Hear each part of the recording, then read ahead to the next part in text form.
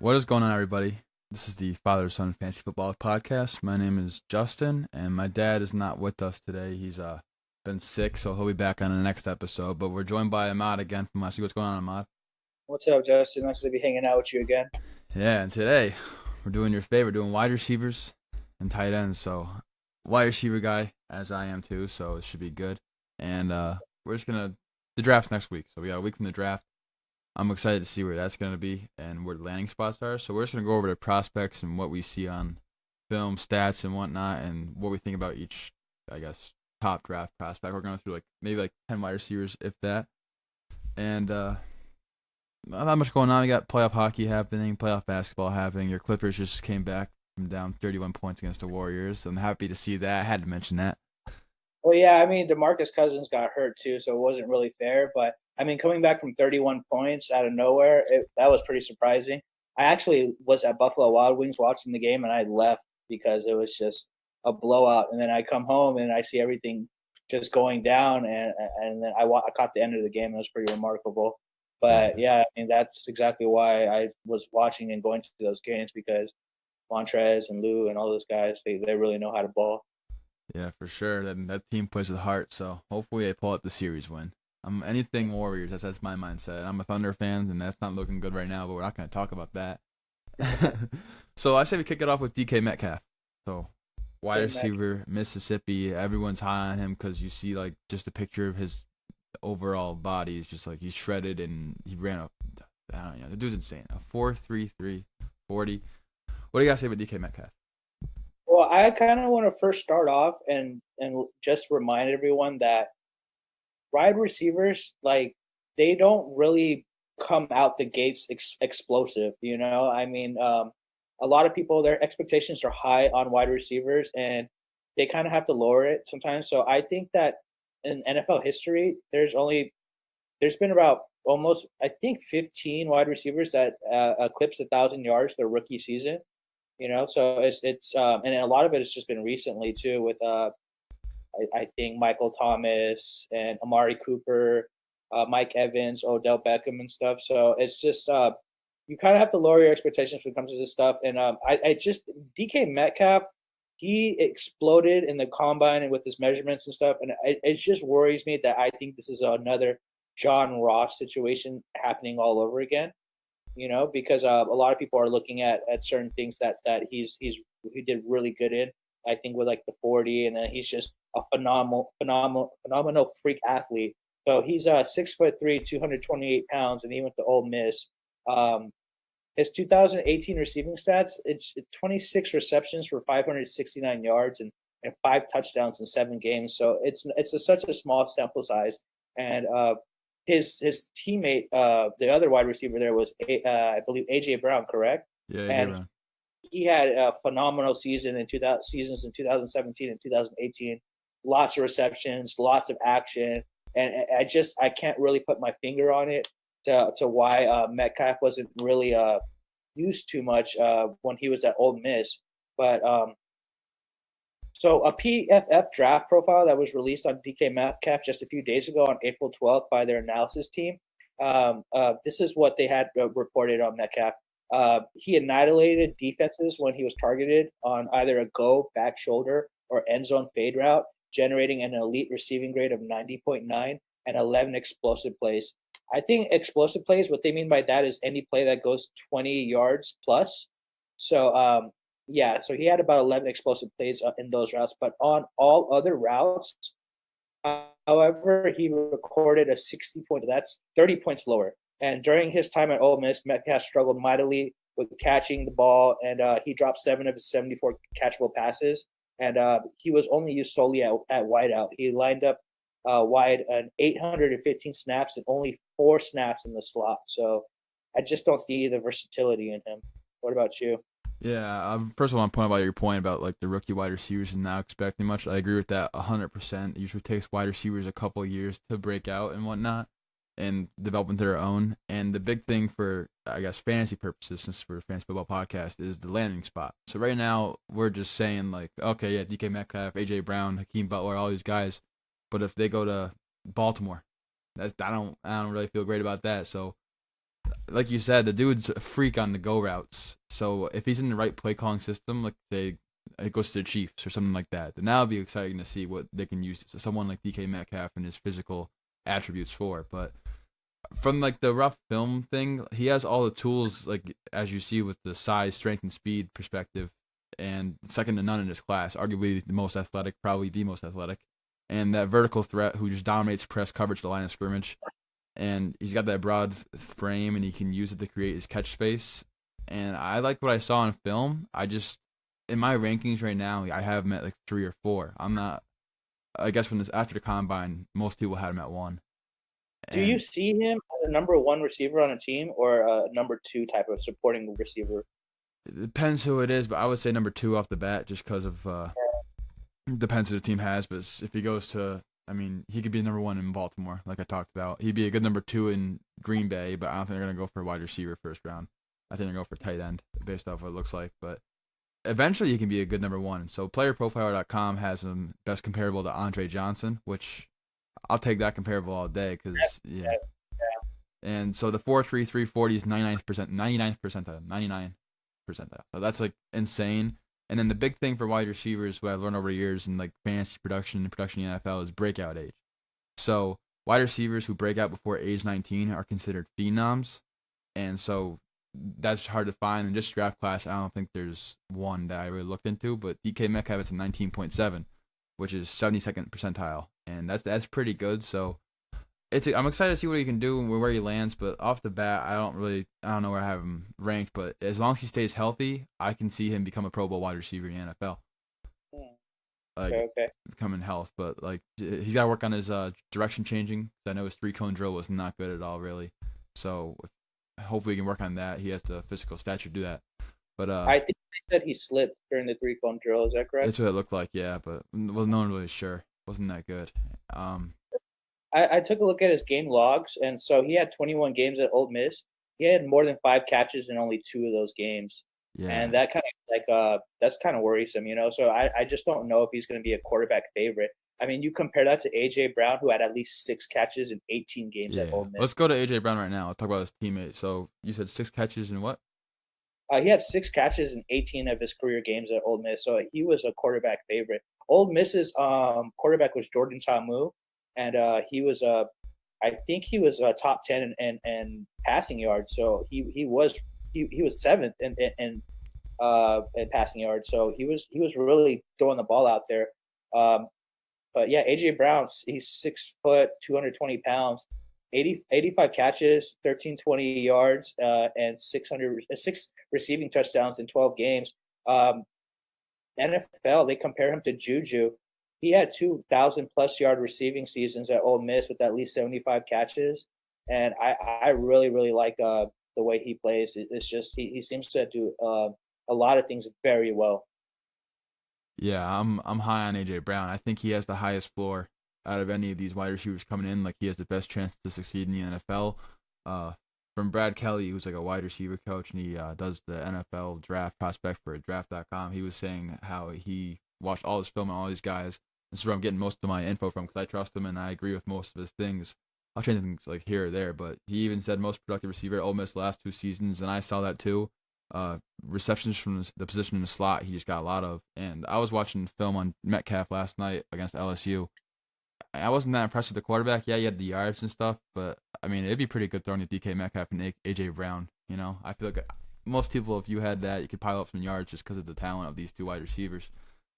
But I actually watched that LSU game too a few days ago, and they both kind of struggled in that game. Who has a cornerback who's a high draft prospect named Greedy Williams, and he was doing really well in that game. And I actually saw he clamped down DK Metcalf in the red zone, and it didn't look too well. But I don't know, maybe because Greedy's like very good. That's why they weren't so successful in the LSU game. So I don't want to just compare it off that one small sample size. yeah, But AJ Brown, he's amazing.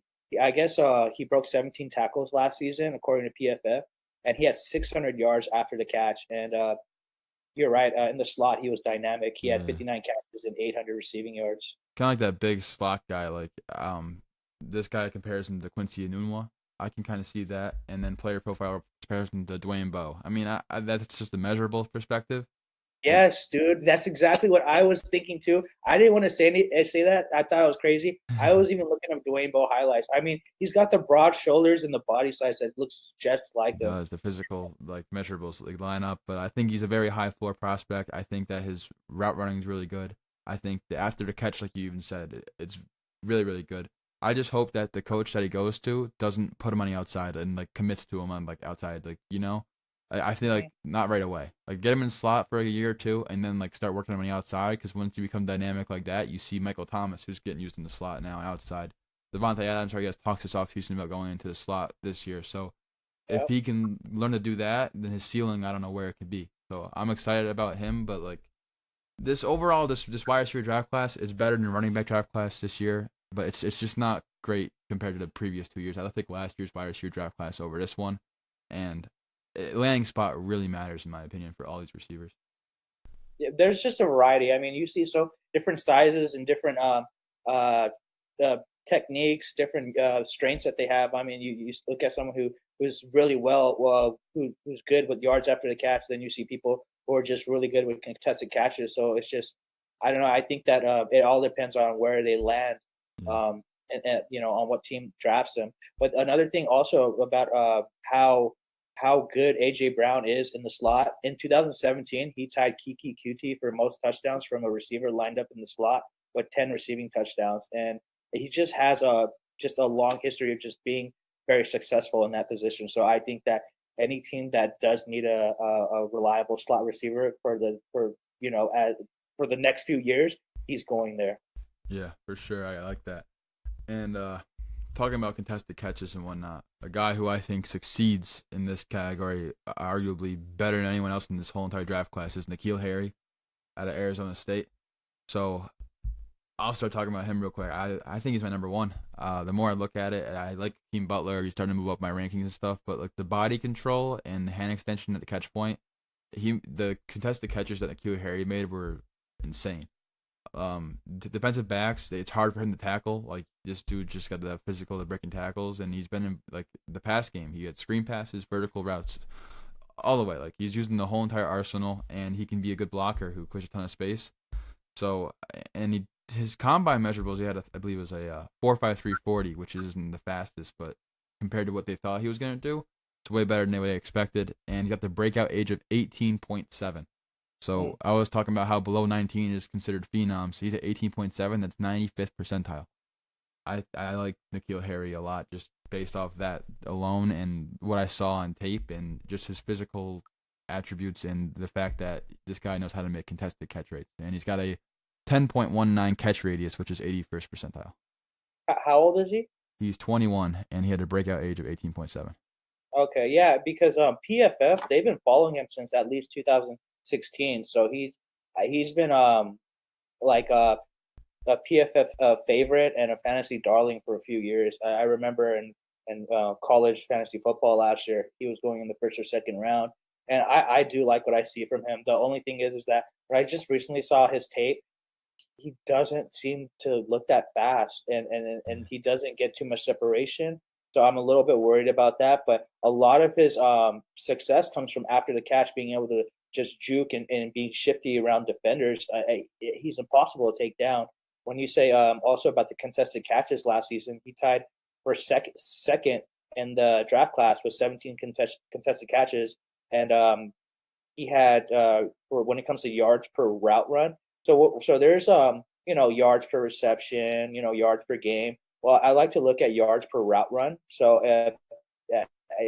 it's just like 100 routes or like say like 40 routes in a game for a receiver, and they might not get the ball thrown to them every single time, but they do get calculated on their yards per route run. He had 2.71, and that was 20th in the league last year, and he had 15 missed tackles for. So I do like what I see. When I saw his highlights, he has this very unique spin move that helps him escape tackle attempts, and I was watching him against his game in San Diego State University. Um, like I just like I couldn't watch a good sample size of games, but it wasn't too much that I liked from that game. He struggled. well, a little bit. He dropped a deep Hail Mary pass while in double coverage that went through his hands. So I was a little bit concerned about that, but he kind of went off at the end of the game with some garbage time points, 4 catches and a red zone touchdown. He easily oversized the defender. So, yeah, I could see him going. I don't know about first round, but, he's definitely going to probably be going in the second round. He's pretty awesome. Yeah, I think second round for sure. And you talked about the speed and stuff, so I believe that's why he wasn't able to separate as well, just because of like the lack of acceleration of like the horizontal breaks and whatnot. And he does have a kind of inconsistent hands, but you can work on that. And like based on the other receivers in his draft class, I'd say he has better than average, above average hands. So hopefully, if a team uses him right, he's kind of like AJ Brown, where he's like a big slot guy, just because he doesn't have like the full speed to beat guys out on the outside and whatnot. But he can make those contested catches over the middle. So I really want to see where he lands up, and I don't know. It's gonna be interesting to see how the coach uses him. That's what's really gonna matter. Like I said, for most of these guys, is depends on what team they go to. All Yeah, right. I love receivers who have the ability to high point the ball, and he can do that. He goes and attacks the ball when it's in the air. And he does a great job at it too. Like if you guys go look up N'Keal Harry highlights, he has that one Odell Beckham type catch he had, and he has those other ones where he just jumps up and just catches the ball. He just bodies any cornerback really, and he's clearly dominant with the contested catches in most scenarios. At least on his highlight tape, obviously, because there's highlights. But next guy I want to talk about though is Hakeem Butler. So I saw you tweeting about him and whatnot, and this guy, he's rising on people's draft boards for a good reason. So he's a great yards after catch player. That's what I think that he does better than a lot of receivers in his draft class. So he does an excellent job of winning contested spots and remaining upright in order to pick up extra yardage. And if you look up his highlights, you'll see him just defenders just falling at his feet just because they can't tackle this guy. His body control and adjusting the passes looks pretty easily, and he has the physicality at the top of the route when necessary, and he can play inside and outside. And just the power in the upper body from what you see just him bouncing off tackles is really impressive. So that's what I like about him, and what I don't like, I guess, a lot is that like he has problems tracking the ball in the air sometimes. So you see like a lot of drop passes. I don't know if there's a lot, but that's basically what I saw on film. I saw him like he had a couple of catches where he should have had it, and I don't know. I don't know where like I really value him. I have him top 5 in my wide receiver rankings. I think he's number 3 for me or number 2. Depends on how I'm feeling that day. And I really want to see where he's gonna go, but I can compare him to a Plaxico Burgess type receiver. You know, I I've fallen in love with this guy. I mean, I've been watching his tape recently, and he is just phenomenal. I mean, he looks like Calvin Johnson out there. And even just earlier, I think it was last week or something, uh, Megatron said that Hakeem Butler reminds him of himself, and he even linked up with Calvin Johnson, and they had a couple. He, Megatron gave him a few lessons and stuff, and I think they worked on a couple drills together. But you're right, he does drop some passes, but he's impossible to take down. Okay, so I get this. This guy is 6'5", 227 pounds. six He had foot 60 five. catches last year, 1,318 yards, and 9 touchdowns in 13 games. He totaled 721 receiving yards on deep passes, according to PFF, and those are the passes that go for 20 plus yards. So he had a true freshman as his quarterback last year in 2018, and that's you got to kind of consider that as a factor of how well he or his stat line was, because if he would have been paired up with a better quarterback, say Tamu or Kyler Murray, or who's the other guy? I can't from Alabama, I believe. Hurt You remember? or Tua? Yeah, Tua. Yeah, I mean, like, I'm sure that his numbers could have been way better but he was with the true freshman. And so get this, he was the only wide receiver in Division 1A last year to get at least 50 receptions and at least 20 yards per catch. The 50-20 is a significant floor because 50 times 12 that equals 1,000. That's the 1,000-yard mark. That's the 1,000-yard floor that we're always looking for. And he's a great blocker who's able to push defenders back like several yards and dominate defenders at the line of scrimmage. You watch his film, he just pushes defenders and they go back like 5 yards. They're terrified of him. It's amazing. So get this.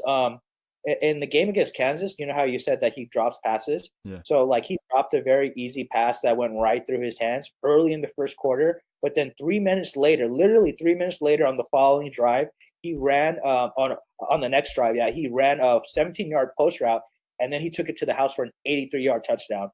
Later that quarter, he caught a 51-yard touchdown pass where he had to reach over a defender's body, and then yanked him out of the way like a rag doll so he could enter the red zone. I mean, this guy, he's one of those just freak athletes that you want, just like a Megatron, a Julio Jones.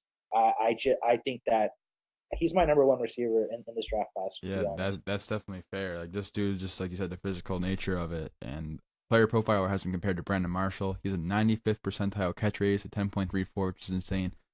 And the only worrisome thing I have about him is the breakout age is at 21.3, which is 30th percentile. And looking back at it, I don't have it screenshotted or anything, but I saw someone saying how it's really hard to find guys who have a breakout age this late to find success. But this, like everything else that I've seen on tape, can make him that one guy that does, in fact, like become a next level wide receiver just because of what you said.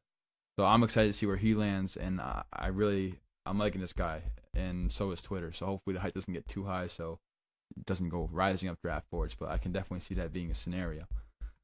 Yeah, he passes the eye test when it comes to every single thing. He checks all the boxes. I mean, it's just you just by looking at his size and stature, there's not a lot of people like him in the NFL.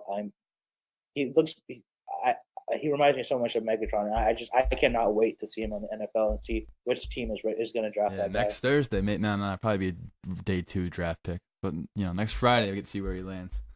Yep, yep. Excited to see that. All right, next guy I want to talk about. Let's go to Paris Campbell from Ohio State. So I was talking about how the place of where a player lands. Like I'm gonna keep saying this because it's really what matters for wide receivers, and they underutilized him in my opinion in Ohio State. You saw a lot of just screen things and not a lot of like balls going over 20 like yards and whatnot. But he's got soft, reliable hands, and his straight line speed and flexibility is insane. And I really want to like offensive coordinators are going to be able to whip up plays for this guy. I hope he goes to a smart offensive mind. Like if you couldn't see him on the Chiefs, like that would be. I want to see what Andy Reid's going to with Mahomes and what they're going to do with him because he's an all-world athlete, but he's more of a gadget player at Ohio State. And I hope that he can give like a bigger role. But like I don't know, the play calling is going to be excited to see. People are comparing him to Tavon Austin. I think he's more athletic and whatnot than Tavon Austin. So I'm gonna see, but like he's really good at carrying the ball, basically a running back of all the screen passes he got, and he just straight lined it to like the end zone. So, what do you guys say about Paris Campbell? Well, yeah, I looked at his film and then I don't know how to analyze these receivers who specialize in yards after the catch, especially when they do a lot of like bubble screen pass routes or just flat routes and stuff. And I guess like Paris Campbell is one of those guys.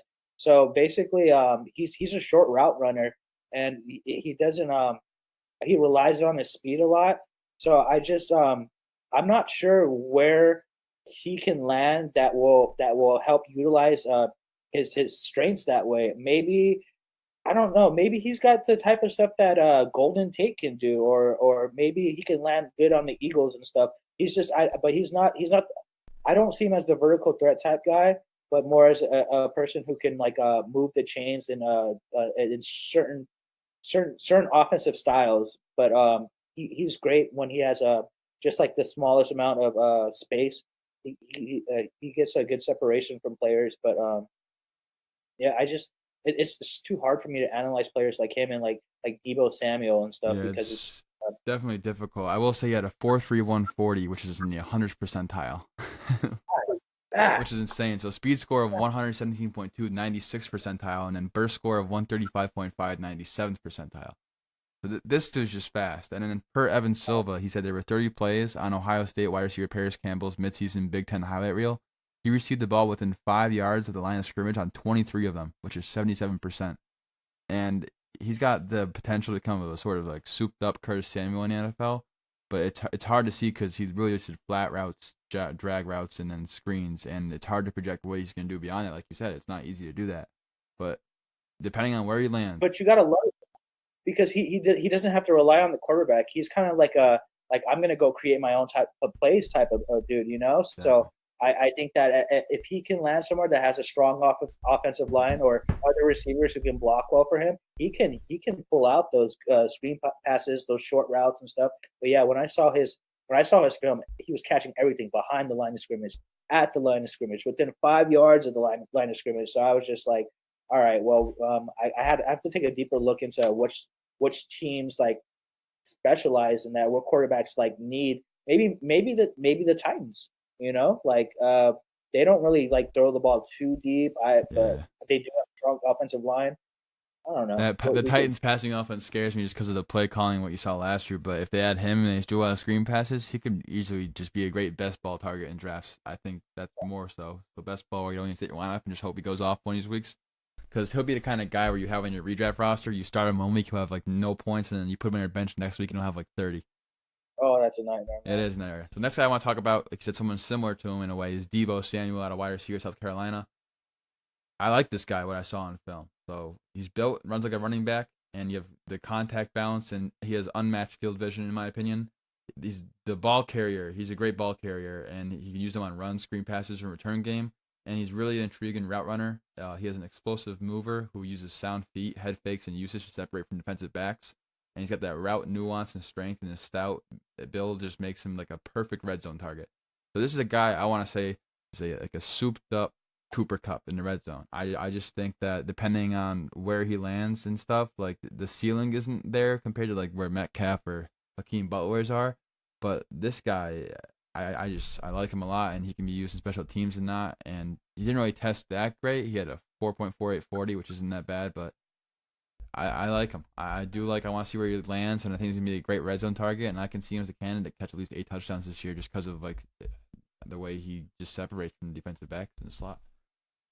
Yeah, he looks like a bowling ball when he's running. He is extremely fast. So he had 62 receptions, 882 yards, and 11 touchdowns in 12 games last year. 2.46 yards per route in 2018, and he was fourth in yards after the catch per reception with 9.5. And yeah, he's a kick return specialist. NFL comparison on NFL.com is Farrell Cooper because he's a return specialist and like kind of like a hybrid. He does. Yeah, He's a wide receiver as well. this But guy yeah, he's a short. this guy compared What's him up? to prime Jericho Cotchery, Oh, which I can okay, kind of okay. see. So yeah, Was that Steelers? Like almost like I don't 10. even know what prime Jericho Cotchery really is, but like that's before my time. But yeah, yeah. So he's like a short pass receiver who specializes in catch and run plays, and he knows how to slip out of attempted tackles. He forced 21 missed tackles in 2018. He can outrun most defenders in the secondary after catching the ball at given room. He's not afraid to run across the middle of the field, and that's people love that in NFL. You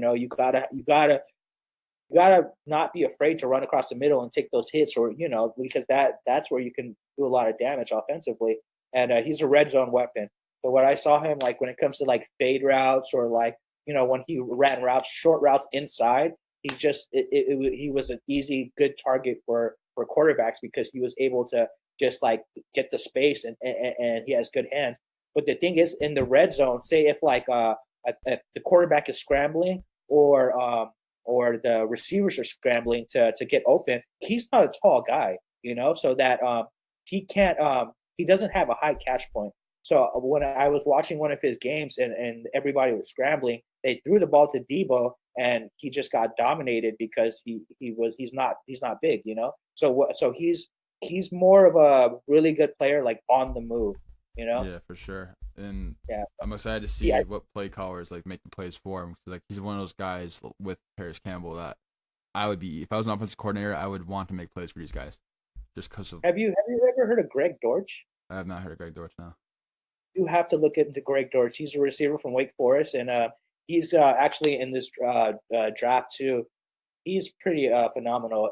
He had 1750 all-purpose yards, so he's a return specialist as well. But I think he went to Wake Forest, but he led his team in receptions, yards, and touchdowns, I believe, in 2018 and in 2017. But maybe in 2017 he was tied with receptions with another teammate, but he does all this stuff just like Paris Campbell and Debo Samuel. So I think if you look into him, you might really like his film. But they're saying he might go undrafted because of his size, and I don't know, man. I don't like saying that kind of stuff about small players because we're seeing small players prove a lot of people wrong, like how you said Cooper Kupp and stuff. Yeah, so yeah, probably like a later round draft day steal then possibly. And I got four more wide receivers we're gonna talk about. We're gonna talk about Kelvin Harmon, Andy Isabella, J.J. Arcia Whiteside, and then lastly we're gonna talk about Marquise Hollywood Brown. So I want to go over these guys kind of quick, though, so we can get into tight ends. So Kelvin Harmon, I'll say Brad Kelly has him as his number third wide receiver, just based off of an NFL standpoint, not fantasy necessarily. And he said he has consistent passing window creator just because of his refined technique as a route runner, and he has quality double moves that create yards and worth of separation. He adjusts the passes really well in close quarters with defensive back, and he knows how to use his frame in separate air. And he also has that strong upper body where he can like rip the ball away through contact. And the only problem I do see with him is the breakout age is 31st percentile, 21.3, and he had a 4.640, and the measurables don't really like look that great, but he did best compared to Mike Williams for the Chargers. So Nice, it's nice. not a bad Yeah, comparison. I actually didn't look up Calvin Harmon. I mean, I would hear about him like throughout the season, 2018, but I actually didn't do any research on him. I like sometimes I would hear about how he put up incredible stat lines, and I would just like tweet to Matt Harbin about like, oh, there's Harmon that's going to enter the NFL. You might want to add him to your reception perception, but I don't have any info on this guy, to be honest. Yeah, that's fine. I mean, like, well, it all depends on where he goes, but people have him as a second round draft prospect. So depending on where he goes, I believe he can be used in the correct situation. Next guy I want to talk about is Andy Isabella. So, Mm. what you have anything on him or? I mean, I've been trying to watch his film. He's more of like a vertical threat type guy, and Yes. when I looked at his stats, yeah, he had a large amount of receiving yards, and he broke 102 receptions last year. So, or broke, yeah, he broke 100 receptions last year with 102. Um, he's really good. Double digit touchdowns in 2018 and in 2017. He's really fast, but the thing is that whenever I did look at his tape and his film. He can't break tackles. He relies a lot on his speed and his separation. But when he comes into contact with defenders, he just goes down. It doesn't matter if it's the one of the smallest defenders on the field. He just doesn't seem to know how to break tackles. So my concern is that if he can be successful in the NFL, but with his skills, but I just would like him just to get a little bit more strength, so he Yeah, can go ahead. he's a short guy too. He's 5'9", but he also posted a 100th percentile 40-yard dash with a 4.31. So this guy, like you said, vertical threat for sure. He had a 19.8 breakout gauge, which is 71st percentile, which is pretty good. You saw Metcalf have 19.7.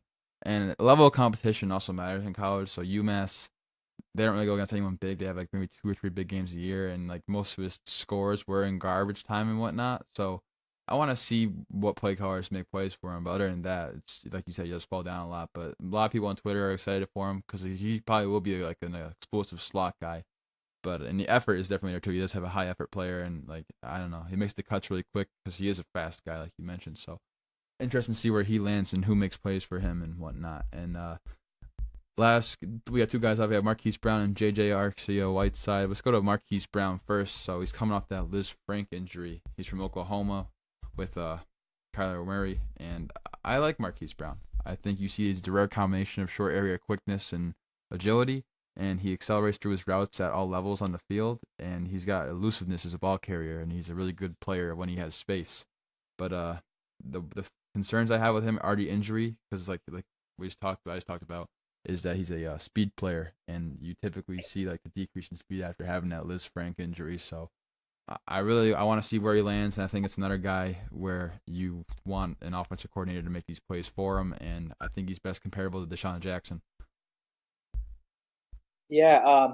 So everyone compares him to Deshaun Jackson as well, and to me, when I was looking at his tape, he kind of reminded me of Tyreek Hill. He's really fast, and people think I'm crazy for saying that, but I mean, there are some of the plays where they looked identical. I'm talking about like a hitch route where they just caught it and then he just ran past three defenders or taking the top off of defense. I think that he was on Oklahoma, so Kyler Murray was his quarterback. Pretty amazing to see him be paired up with another quarterback that's like similar to Kyler Murray, like say like Russell Wilson, the Seahawks. I don't know, maybe he could find something. He could find comfortability that way. But so he ranked fifth in yards per route run in 2018 with 3.56 yards per route. He was 10th in yards after catch per reception in 2018 with 8.5, and he had 18 missed tackles forced. He had 72.8 catch percentage in 2018 and 69.5 catch percentage in 2017. And those are really good numbers. Anytime that it's like around the 70% percentile, that's incredible right there. That's like kind of like DeAndre Hopkins type stuff where like, you catch like 3 out of 4 of your well actually DeAndre Hopkins has a lower catch percentage, but catching like Adam Thielen or something like that, catching 3 out of 4 of your targets, it's pretty amazing. Did you know he's the cousin of Antonio Brown? I did not know that. Yeah, he's the cousin of Antonio Brown. So when you look at their Instagram and stuff like last year, like Antonio and Marquise, they have pictures together all the time and stuff like that. So I mean, at first I was like, oh, the Hollywood thing, like that's probably because he's AB's cousin, but I guess he's from Hollywood, Florida or something. Yeah, I think that's what Yeah, it is. Yeah. the Lisfranc injury, that's a big concern to me. But I think he's been given time to heal from that. So hopefully that he'll be fine by the time that he's ready to rock and roll in the NFL. But he had 1,000+ receiving yards both years he played for Oklahoma too, and maybe because he had Kyler as his quarterback, it helped a lot. But yeah, he's good, man. He's really really good. Definitely is. And then the last guy I want to talk about for like a minute or two is JJ Arcega-Whiteside. So, I mean, I'll just say it. This dude above the rim receiver, just insane. Like his catch point, he uses all of his length to extend towards the catch point, and he's an underrated route runner who I believe he knows how to defeat press coverage, and he stacks defensive backs and alters his route based on his defensive alignment. And just the ball skills and the production in the red zone is also there, and he's got a high effort player. And the only problem I do have with him is his speed, and he's not like a true separator. And I don't know how I feel about Pac-12 wide receivers, so that's for N'Keal Harry and him. But I think he can be a steal in draft day if he makes it to the third round and no one takes him, because this guy, you can just high point the ball like that and just bring it down. Like, he's crazy. So what do you got to say about him? He's more your guy you had mentioned before. I love him. He's literally like my number one guy, or he's gotta be in my top three. But after I seen Hakeem Butler, I had to lower JJ. I'm being biased too because I had him in fantasy, but this guy is freaking amazing. One of my favorite receivers, Mike Evans. Like he's like he might be my favorite receiver in the NFL right now. And a lot of people compare JJ Arcega-Whiteside to Mike Evans. He's just so powerful. He dominates on contested catches.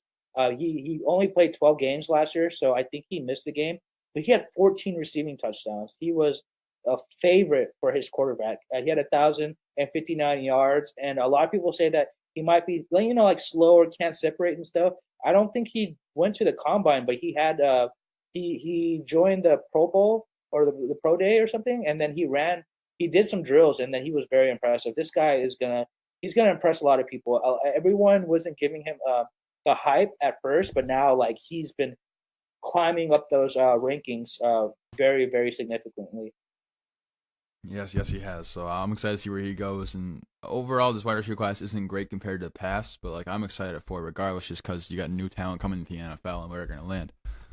And now we're gonna talk about tight ends now, and we're only gonna talk about 2 of them, and that's the 2 Iowa boys. And I don't want to spend too much time on them just because it's tight end. We'll see where he land. But I'm really excited for both these guys. I think they're both gonna have a great career, and this tight end class is the best that we've seen in a while.